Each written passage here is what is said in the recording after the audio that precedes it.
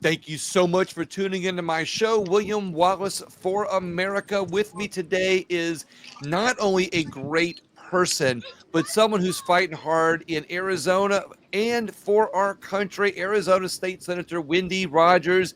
Senator Rogers, thank you so much for coming on my show today. I really appreciate your time. Well, it's a great day to be an American and an Arizonan, and this is our old Capitol in the background. I'll pan to the Senate building, which is where I work, and Right? then, of course, the House on the other side. And so, behind the old Capitol is a 9-story, more modern building. You don't see where the executive is, where the governor and secretary of state and state treasurer are. We do not have a lieutenant governor, although we will after 2026. So that's kind of interesting. The line of succession is the governor and then the secretary of state. And actually, in Arizona, it's very colorful here. We've So the had lieutenant several. governor is not second in line, you said. We don't have one yet. Okay. Oh, so We for will right now, the right now. Secretary of State would be okay. Right. That's pretty Yep. interesting. What type of legislation are you working on out there in Arizona? So many things. This week is crossover week where the House bills come to the Senate and the Senate bills go to the House. Ordinarily, we would have committees. We have our floor session in the afternoon, and then in the morning we have committees, and then after floor in the afternoon we have committees. So I'm going to try and get it so where my face is illuminated here. There we are. Anyway, Your face is always illuminated, Senator. You're always happy. I specifically chair the Senate Committee on Judiciary and Elections. I'm vice chair of the Senate Committee on Government, and I'm a member of the Senate Committee for Military Affairs and Border Security. That's because I'm the only military veteran in the Senate, and which is 30 senators. We have 17 Republicans and 13 Democrats. Of the Democrats, they're all women except for 2 men, which is kind of interesting in and of itself. It is an Uh, interesting mix.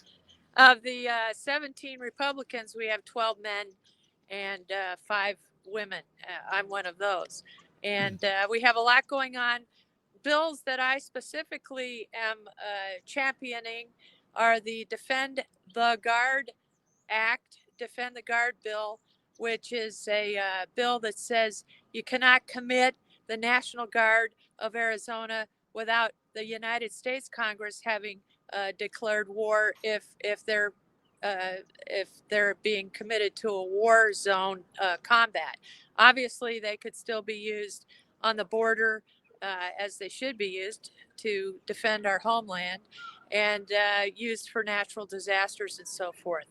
But that bill will probably honestly get vetoed by this governor, but it's important to get it through the Senate and the House, and 30 other states are championing this legislation in their states as well.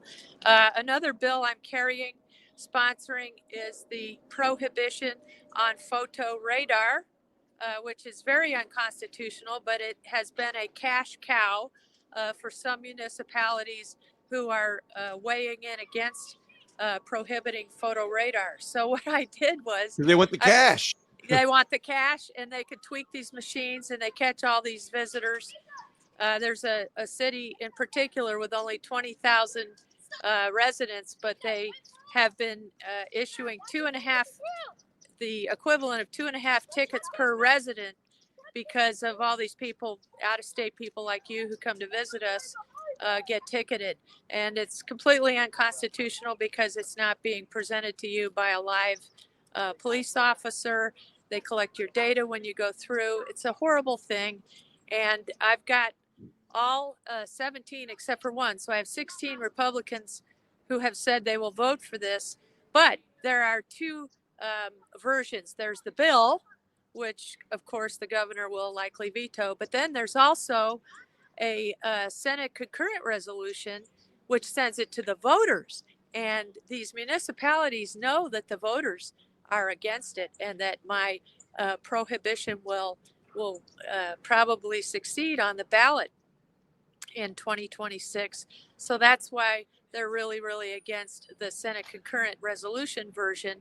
And that's going to go to the Senate floor here in just a couple of days. So we're real excited about that. And then I have a number of constituent bills. I'm from Flagstaff, which is 25 degrees colder than this. What are we, Angelica? 85. My assistant's out here bodyguarding me.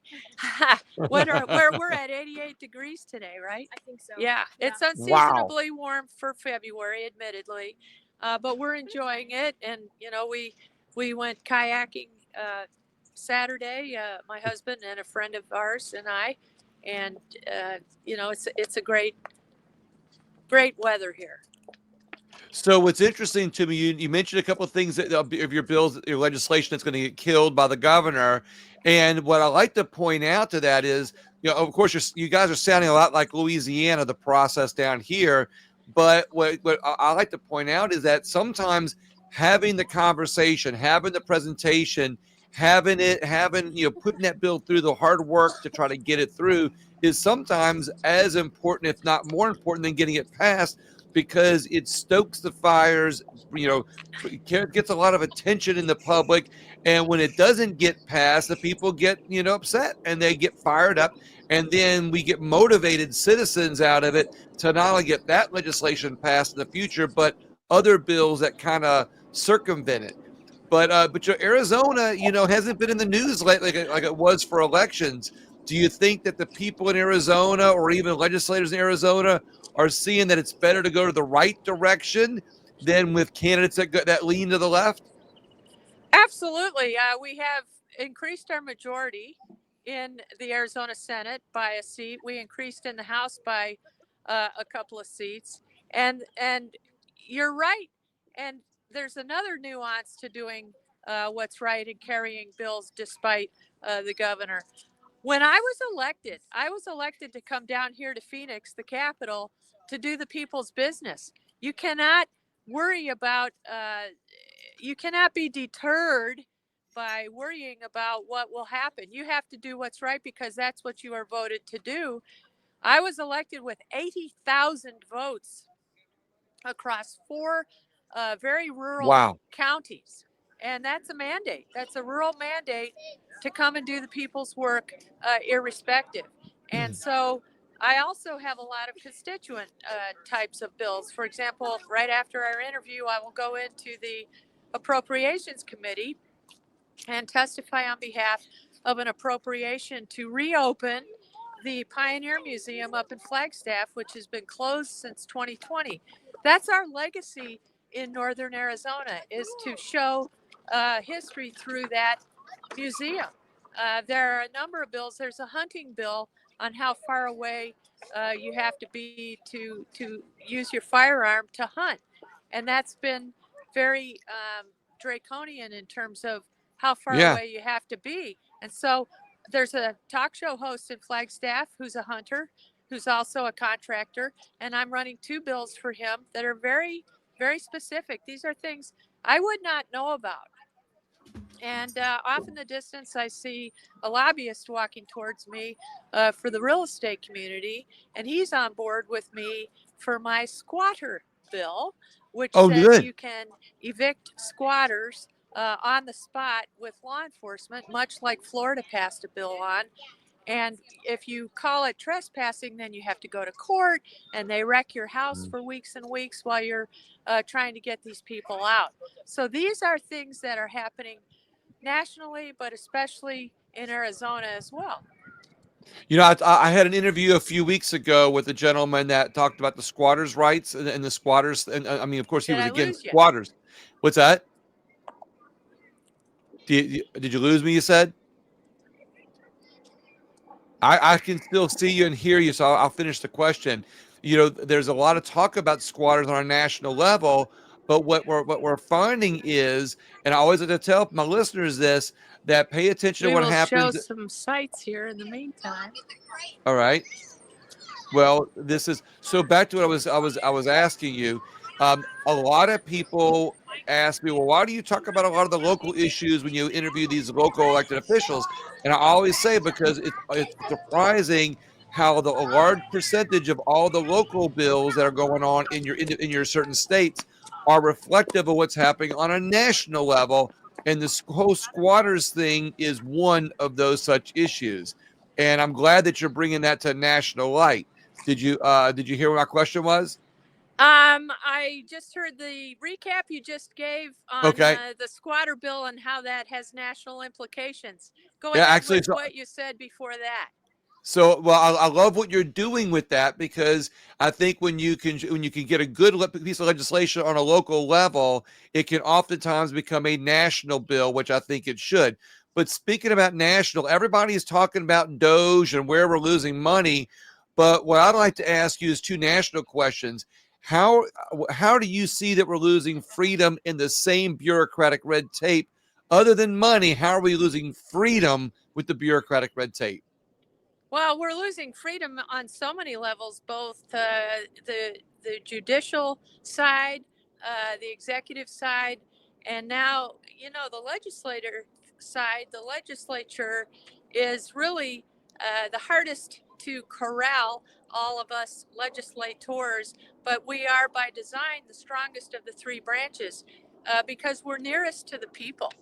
And I'll be going home to Flagstaff uh, Thursday night, Friday morning, and I'll get an earful from my people on what is on their mind.